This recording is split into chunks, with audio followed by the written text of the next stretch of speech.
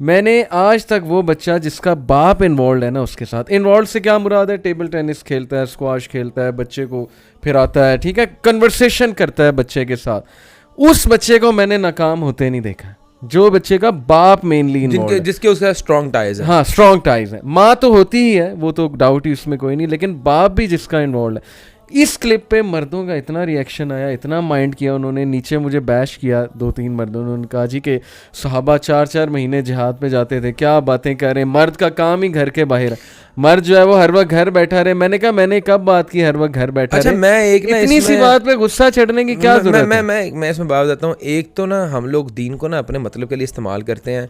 एक बंदा है जिसने कभी ज़िंदगी में नमाज भी नहीं पढ़ी होगी, एक बंदा है जिसने कभी ज़िंदगी के अंदर कोई सूरज रोज़ा भी ना रखा हो, जब उसके ऊपर बात आती है तो फ़ौरन सहाबा इकराम और असलाफ की मिसालें देता है। ओ भाई पहले उतना तकवा कर लो, इतना ईमान कर लो, अगर इतना ईमान और इतना तकवा हो जाए ना तुम